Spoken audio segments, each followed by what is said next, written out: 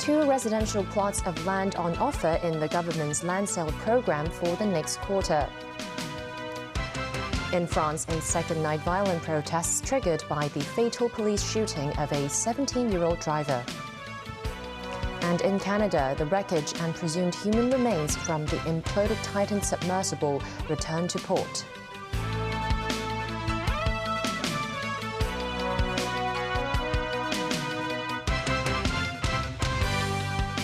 Good evening and welcome to TVB News. The government is set to roll out two residential plots of land in Kai Tak and Tung Chung in the next quarter.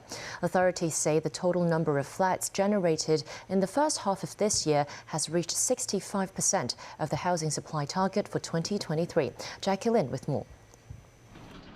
1,325 flats alongside 8,100 square meters of community facilities set to be rendered at this Kai Tak site near Sung Wang Toi MTR station.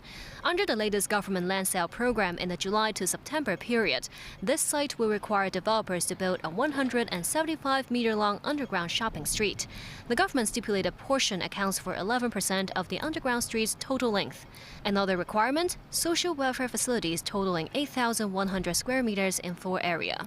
They include a neighborhood elderly center, a hostel, and a day activity center for people with mental disabilities. Also up for grabs, this site in the Tung Chung New Town extension. Expected to use some 410 flats, the 1.06-hectare land parcel marks the first residential site offered by the government at the new town. Adding up the 11 privately developed and redevelopment projects, a total of 4,050 flats will be put up for sale in the next quarter. Altogether, more than 8,200 units were generated over the first two quarters of 2023. That's 65% of this year's housing supply target set at 12,900. In the past, when bids from tenderers fell short of the target reserve price, the land sale would fail or be withdrawn. When asked if the high financing costs and high interest rates, alongside extra requirements to build community facilities, could lead to such scenarios, the government has this to say. I'm not too worried that the inclusion of these conditions will actually affect the prospect of the site being successfully tendered. It's a matter of pricing. The inclusion of gross floor area for certain community facilities is actually a good move to make good use of the private land available to deliver some facilities of urgent needs in the community. The Secretary for Development said land tenders that previously failed in the first round could see successful sale in the second rollout. Jackie Lin, TVB News. Authorities are looking into ways to crack down on fake news. Chief Executive John Lee believes if the situation is under control, then legislation would not be necessary. The government first mentioned plans to crack down on fake news, which was prevalent online during the 2019 social unrest. In a newspaper interview, Lee said if there is no need for legislation, it is best not to legislate. He added a cold or a cough should not be treated as if it was cancer. Still, Lee said the priority is to complete national security legislation under Article 23 of the Basic Law. But he stressed authorities should rush the process as they are not just completing a task. He added that extensive and in-depth research is needed to ensure the law is properly enacted to avoid frequent amendments in future. The last public hearing over the controversial housing plan on part of the Fanland golf course took place today. Among those who spoke up were villagers opposing the plan, as well as businessman Alan Zeman. Why would anyone think of building houses on a 130-year-old heritage course? People around the world will laugh at us. LCSD is going to manage it, right? And I think it would be a mistake. I mean, I work with LCSD most of my life here. They're not golf. They can't manage a golf course. Let the golf people manage the course. Open it up 7 days a week. Supporters of the housing plan showed up outside the venue of the public hearing. Meanwhile, upset residents of the Ping Kong village, which is close to the golf course, also spoke at today's meeting. The head of the village even brought with him the contract that his father and grandfather gave him. He said the British Hong Kong government bought Ping Kong Village for $3,200. He added the agreement stipulated that the site has to be used to train children's golfing skills and cannot be resold. Chief Executive JUN Lee said in a newspaper interview that the decision to take back part of the golf course for housing development was made by the former administration. He said the resumption of the 32 hectares of land must go ahead in September, no matter what. Overseas, at least 150 people were arrested in France as a second night of violent protests broke out across the country. It's been triggered by the fatal police shooting of a 17-year-old driver in a Paris suburb. Protesters are angry at law enforcement tactics, but politicians say the violence is unjustifiable. 40,000 officers have been called up as reinforcements for this evening. David Garrett reports. Fireworks at ground level aimed at police. Fears that French violence would continue are realised. Nanterre is a suburb in northwest Paris, but it resembles a war zone. Overturned cars are set on fire. The fatal police shooting of a teenager identified as Nael sparked the anger. Nael's mother called for a silent protest at the site of the shooting on Thursday. Here, on the outskirts of Paris, there is disquiet. Officers fought running battles with rioters. Several fires broke out along the same street. Shot from a high-rise apartment block, this video shows fireworks being fired in all directions. President Emmanuel Macron chaired a security meeting. He'd already described the killing as inexcusable, angering police unions who say he's not yet in possession of all the facts. On Thursday, Macron spoke about the unfolding violence. The president said police stations, schools and city halls were targeted. He called the act totally unjustifiable and thanked the emergency services. Further outside of Paris, in the commune of Mont-le-Joly, the town hall is set ablaze. More evidence of the protest growing in terms of locations and numbers. Parallels are being drawn between this police killing and that of George Floyd's murder in Minneapolis in 2020, which triggered widespread unrest across America. There were reports of disturbances in other French cities, including Roubaix, Amiens and Nice. David Garrett, TVB News. A man tore up and burned a Quran outside Stockholm's central mosque on Wednesday after Swedish police had granted permission for the protest to take place. The event risks angering Turkey as Sweden tries to overcome Ankara's objection to the Nordic country joining NATO. Swedish authorities later charged the man with agitation against an ethnic or national group. Turkey's foreign minister has condemned the act, adding it is unacceptable to allow anti-Islam protests in the name of freedom of expression. A series of demonstrations in Sweden against Islam and for Kurdish rights have offended Turkey, whose backing Sweden needs to gain entry to NATO. Sweden sought membership of the military alliance in the wake of Russia's invasion of Ukraine last year. Turkey has held up the process, accusing Sweden of harboring people it considers terrorists and demanding their extradition. The U.S. State Department has condemned Wednesday's incident, but continued to call for Sweden's accession to NATO. Some of Russia's most senior generals have dropped out of public view after last weekend's failed Wagner Group mutiny. Meanwhile, Russian President Vladimir Putin continued a bid to reassert his authority during a visit to his country's southern Dagestan region. Elsewhere, Putin's foreign policy advisor and a papal envoy held talks in Moscow about the Ukraine conflict. This as Ukrainian President Volodymyr Zelensky said the policy of justice would be at the heart of what he called a new Ukrainian doctrine. Dan O'Rell reports. Russian Armed Forces Chief of Staff General Valery Gerasimov has not appeared in public or on state TV since the aborted Wagner Group mutiny on Saturday. Gerasimov is the commander of Russia's war in Ukraine and reportedly the holder of one of Russia's 3 nuclear briefcases. Also missing from view is General Sergei Surovikin, nicknamed General Armageddon by the Russian press for his aggressive tactics in the Syrian conflict. He bar an influential channel on the Telegram messaging application run by a former Russian Defense Ministry press officer said a purge was underway. Such a move has the potential to dramatically alter the way Russia wages its war in Ukraine. Meanwhile, Russian President Vladimir Putin flew to the Caspian city of Derbent in the mostly Muslim region of Dagestan on the Islamic holiday of Eid al-Adha. This as he bids to reassert his authority following the attempted mutiny.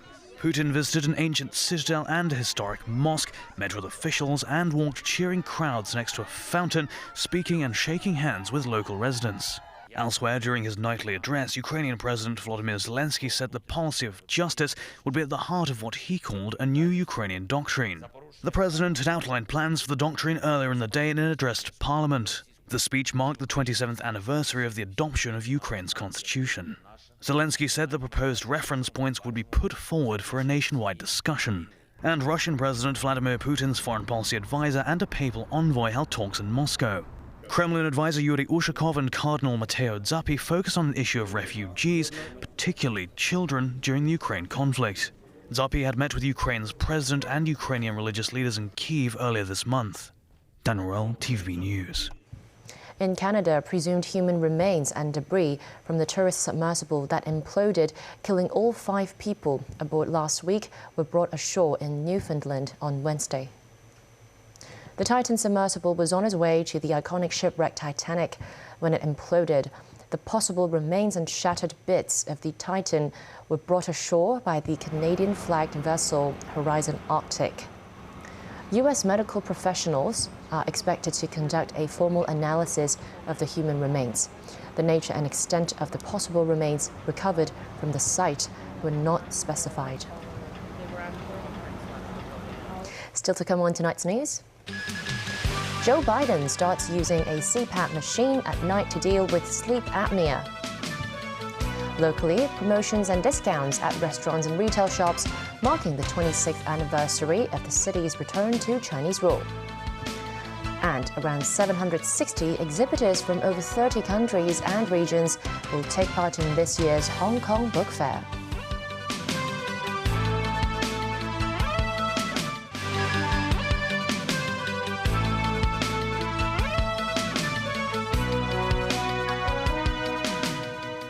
Welcome back to TVB News. U.S. President Joe Biden in recent weeks has started using a continuous positive airway pressure machine, or CPAP, at night. The machine helps with sleep apnea, the White House said on Wednesday. More than 30 million people in the U.S. and 2.8 million people in Hong Kong are thought to have the condition. Tracy Furness reports. As President Biden departed the White House Wednesday for Chicago, it was clear he had indents from the CPAP mask on the side of his forehead. Mr. President, down here, sir. Biden used the machine Tuesday night, the White House said. A CPAP machine is a motorized device that pumps air through a mask to open a sleeper's airway. Sleep apnea is potentially a serious but common condition in which breathing can stop and start for up to a minute hundreds of times in the night. It can lead to snoring and waking up with a gasp. Untreated, it can cause fatigue, sleepiness and forgetfulness. And Biden has had several forgetful moments in recent times. When asked Wednesday about the extent Russian President Vladimir Putin has been weakened by recent events regarding the revolt in Russia and war in Ukraine, Biden mistakenly said Iraq instead of Ukraine in a new verbal slip-up. It's hard to tell, but he's clearly losing the war in Iraq. He's losing the war at home. Biden, who is 80, is the oldest person to serve as U.S. president.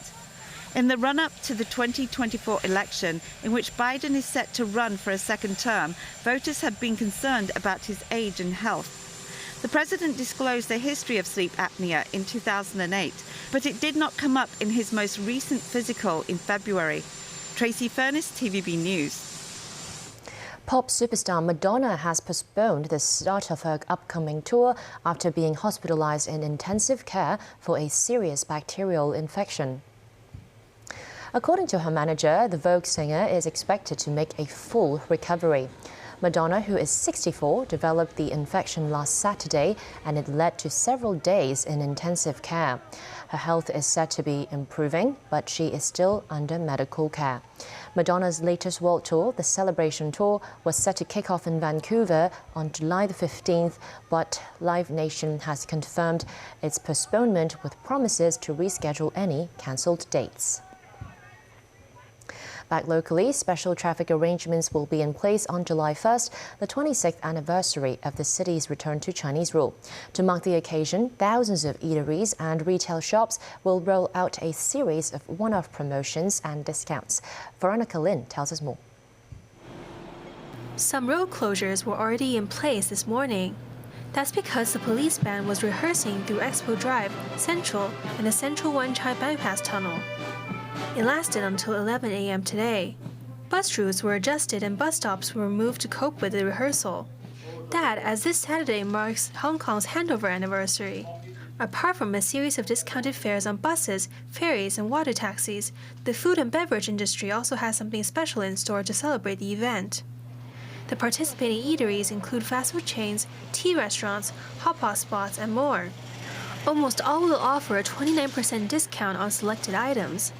The number 29 is a play on 71, or July 1st. They will also have a specific sign outside their restaurant to let diners know they are participating in the event. Jonathan Zeman, Chief Executive Officer of Lan Kwai Fong Group, said their restaurants are offering discounted brunches, free-flow packages, special Wagyu beef courses, as well as champagne. We see the market getting better and better.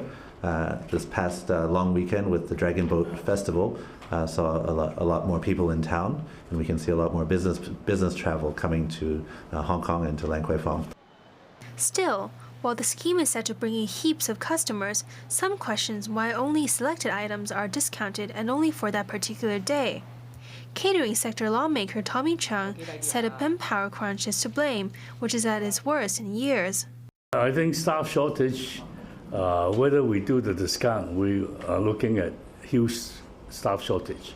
There's one reason that we cannot do 30% across the board, because then we will be having a long queue outside and not being able to serve our customers properly. Whilst the F&B industry is still struggling with high rent, the sector said that the lifting of the ban on imported workers, such as waiters and junior cooks, is a good first step. Veronica Lin, TVB News.